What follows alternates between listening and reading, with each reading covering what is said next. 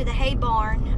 Been working on the second cutting. Over the last 2 days, I've managed to get all the hay cut. All 35 acres is on the ground. Got to go to the barn, try to figure out some more storage solutions.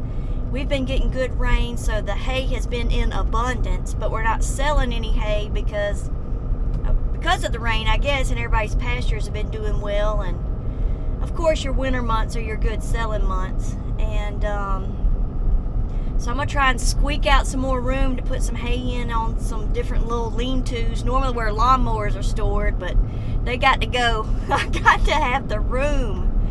But get that done hopefully, and then go back and tether some hay, and then I've got to get my disc mower unhooked and get the rake hooked up, start greasing all the equipment, and tomorrow we'll start baling, and then on into Saturday we'll bale some more. And it's just been busy. Busy. The whole week's been busy. Starting from like Saturday. Today is Thursday. I'm losing track. And it's hot. It's not South Texas hot, but it's hot. We've been mid to upper 90s last couple of weeks, and then the last 2 days have been above 100 degrees. So that takes a little toll on you. But we're moving on. So get over here, see if I can get some things arranged and rearranged, and be ready for the haul in. I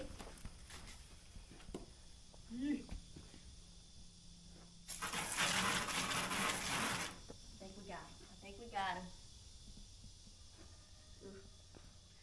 You got. Oh, and you got a spider web. Zoom in. Ew.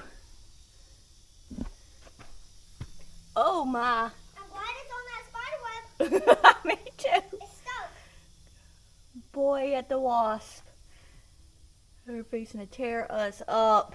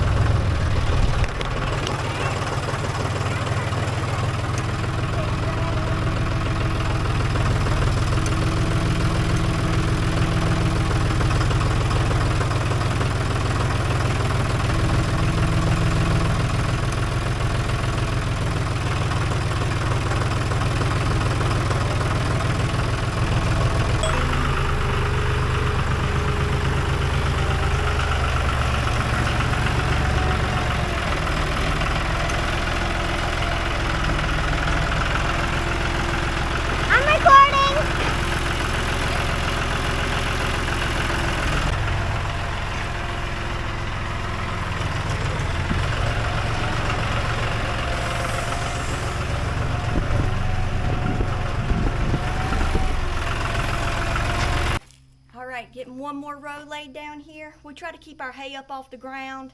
It just keeps better, nicer package for the customer. Unfortunately, I've had some water running through the barn. We've had some torrential rains, getting, an inch within 20 minutes or so. So it would be nice to open up that big part of the barn, bring some of this hay out back so that ground can dry up.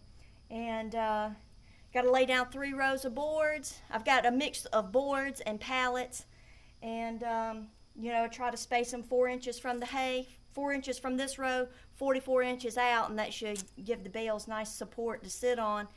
And this whole segment I'm doing of the second cutting is like the other stuff, not just the cutting of the hay, tethering, raking, and baling. It's the other stuff. I've gotten so many cracks and jokes from people I know about the cab tractors. Oh, it's so hard, those cab tractors. Listen, cab tractor riding is 1%. Most of the work you do is on pit and pat. And it is 100 degrees out here, and this is just prep. We haven't even made it to bringing hay in the barn yet. This is just prep. So I'm not jaded or soured by it. I'm just doing a little like behind the curtains look here.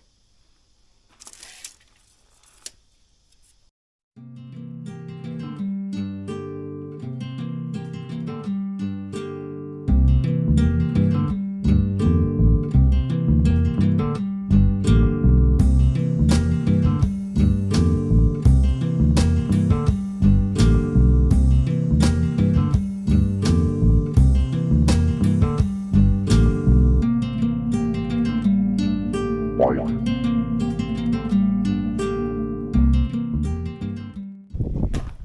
All right, done at the hay barn, back here at the house. Fixing to get this tractor and go grease up some tatters. Change out this drawbar.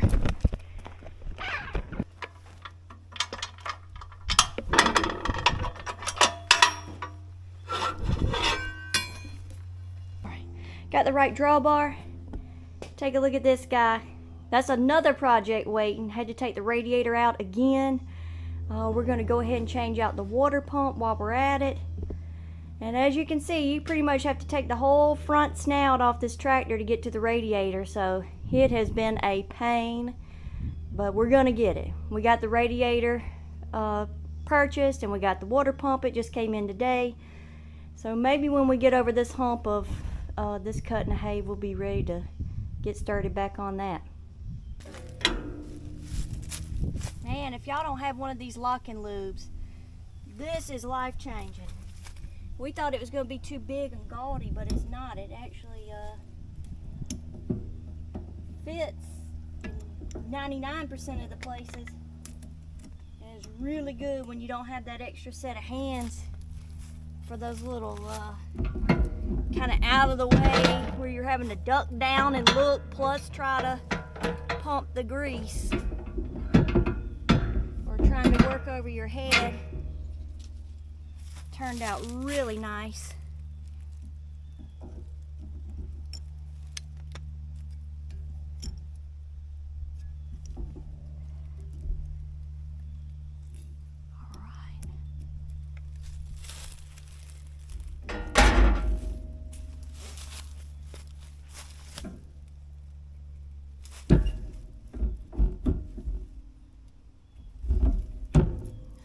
Okay, 1,000,000 grease fittings to go.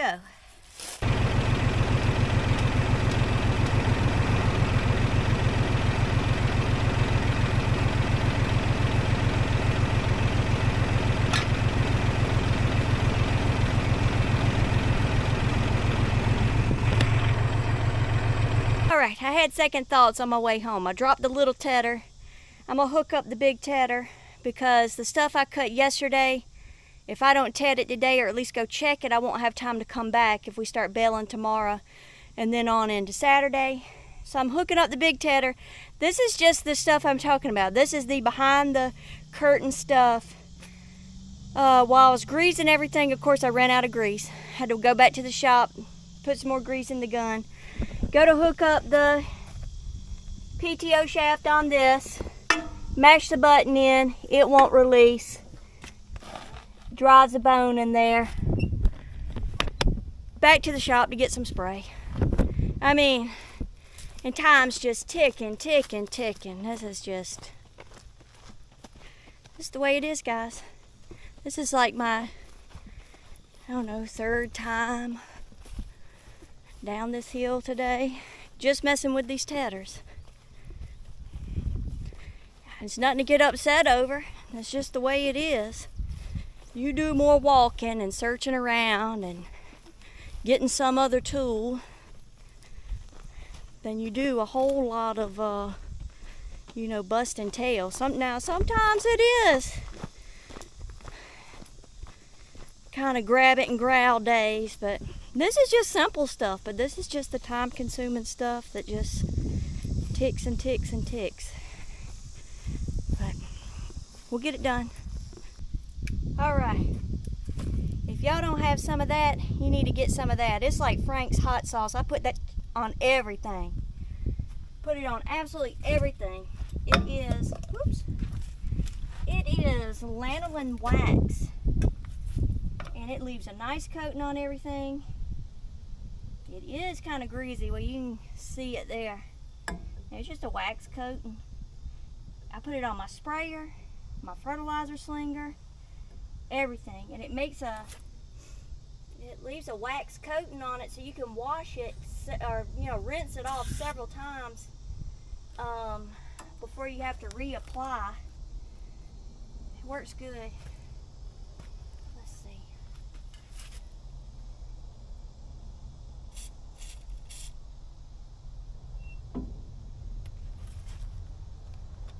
Let's see if we can get that thing to move now. That will shut you down.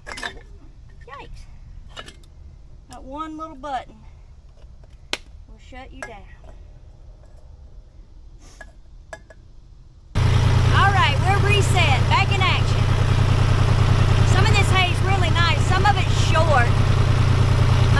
But, you know, we only get one more cut, so at some point in time, you just got to cut what's ready, and the rest of it's just going to have to get baled up the best you can do it, because you're really running out of time, and you don't want to be in this weird, cut your hay, only have, you know, 3 weeks left of the growing season, so then by the end, you don't have anything to cut. I don't know, it's a weird balance. You just try to map it out in your mind and hope for the best. Some of it really is nice, but then some of it looked like long clippings. But we'll take what we can get.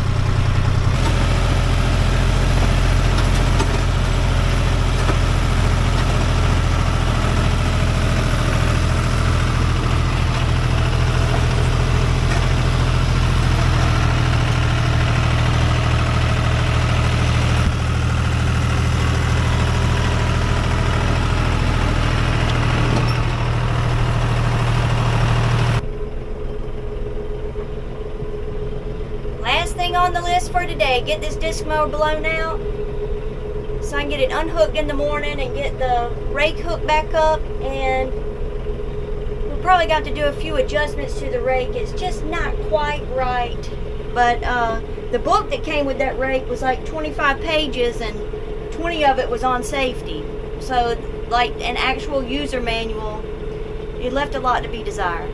But I'm gonna get this unfolded and see if we can get it blown out. Alright, just getting started here this morning. I'm going to put out a couple signs we had made. We put them out on the roadsides.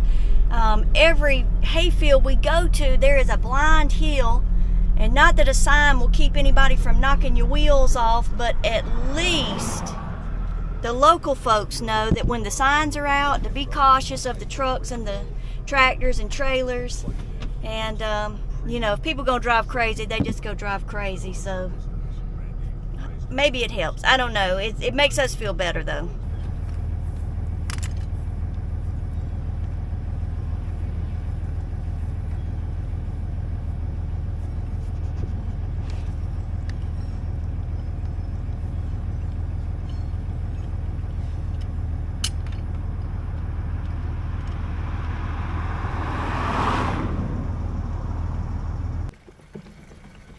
Get this tractor fueled up. We got to get the baling tractor fueled up, the baler greased. Oh, I got to move one more tractor out the way so then I can hook the rake up to another tractor just to pull it out. Get this disc mower unhooked. It's gonna be a little bit of swapping around. We're gonna use the 256 roller bar rake over in 2 fields. They're just up the road, so I got to get it greased up. It's a lot of details, y'all. A lot of details. But it's all got to be done.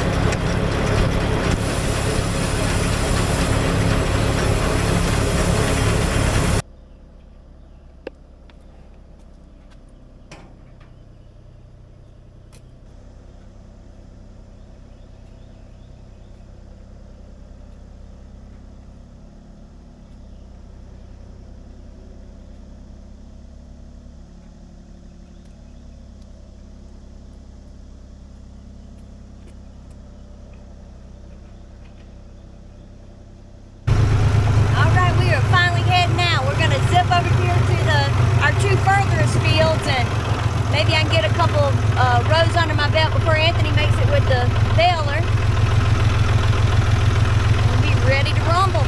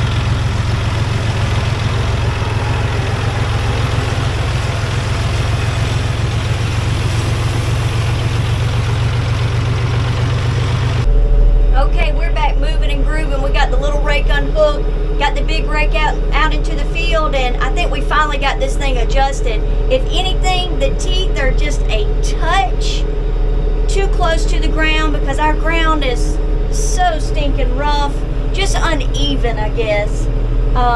But I think if we come up any more, we're just going to be missing more hay than what we'd be satisfied with. So it's probably just got to be a give and take, because this rake's got more moves than a bottle of X-Lax, and if you adjust one thing, then it causes this cascade of other things. And so we'd love to hear from anyone who uses these rakes. What's their tips and tricks? What's their guidelines? What's things they look for? That would be awesome. Like I said yesterday, the book that came with it left a lot to be desired. It showed you where the grease fittings are. It excuse me, went into a lot about safety, which I obviously needed, seeing how I knocked the skin off my face. But yeah, not a whole lot on tooth to ground clearance. The kind of side to side, adjusting your wheels for, it says adjust it for different density of crop, but it doesn't tell you why, what to look for, you know, what means it's nicely adjusted and what doesn't. All that was left blank. So if anybody has anything to add, as always, we are always open to suggestion, discussion, anything. You're not going to hurt our feelings, not one bit. We're learning something new every day. So I've just been sitting here waiting on Anthony to get a couple rows up so I can continue on. And just look at those rain clouds rolling in. I'm telling you, where do they come from? I mean, this is just legend. This is just meant to be. You get hay equipment out, here comes the rain. So I started cutting hay on Tuesday. I was looking at the forecast, and I know, we don't have to say it. I'm looking at the forecast, and hot all week, Saturday and Sunday, it was like warming up.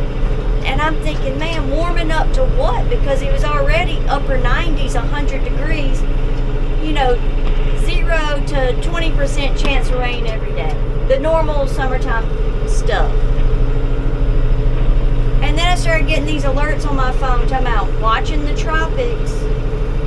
So I'm like, what kind of stuff's going on in the tropics?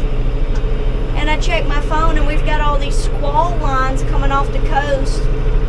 So today and tomorrow and Sunday is just increasing chance of showers from these squall lines. So I had all intentions of just baling, putting up in the barn what we could. And then pretty much just finishing up what's left tomorrow. And now I don't know, should we stop? Start hauling to the barn so the stuff we have baled up doesn't get wet? Risk it, keep going, because the weathermen don't know what they're talking about anyways. I don't know. I just keep watching the radar, but shucks, when it's on you, it's on you. I mean, it's going to take us a couple hours to haul everything to the barn and then get it put in the barn. But gotta love it. Got to love it. We are making it up to the field, and of course, like always, in a rush and a hustle. We were on gridlock yesterday. A little system came in off the coast. It was overcast all day. The humidity was 70% at best, at its lowest. So the dew wouldn't even lift. So we survived the rain. We missed out on that action, but the weather was just so gloomy, we couldn't get any haying done. So here we are working on Sunday again. We try not to do that. We don't particularly care for it. Right now it's sunny. There's supposed to be a little front moving through about 3 o'clock today, so we're going to try and get up as much hay as we can. We've got the barn opened up in case we need to throw hay on trailers and zip it under the equipment barn. Ideally, we'd like to make it over to the hay barn, but that's about 1.5 miles away, so you get the idea. It's a lot of variables, and we're just ready to adjust as needed. That's about all anybody can do, you know. You're just really at the mercy of Mother Nature. So I'm gonna unfold this rake and we'll get to going.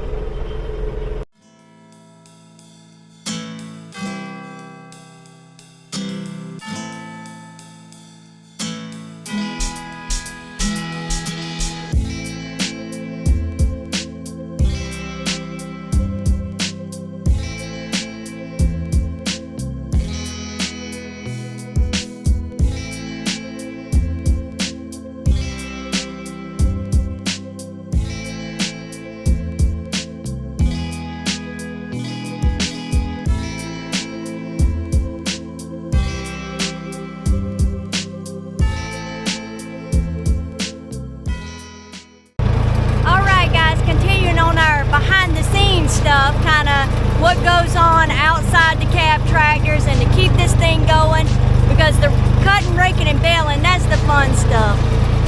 Putting out nitrogen, necessity, it's okay, but it's not my favorite job. It's 100 degrees today, 110 with the heat index, using this awesome little Rondini spreader. I love this little thing, and 1.5 tons of granular has to go out today, and 150 gallons of liquid nitrogen. So I've already got 1 ton loaded up. I'm working on the 1/2 ton now, and then maybe, fingers crossed, get to the liquid, because we got some storms coming in, so it'll be just perfect. And we'll just keep on seeing how much we can get done today.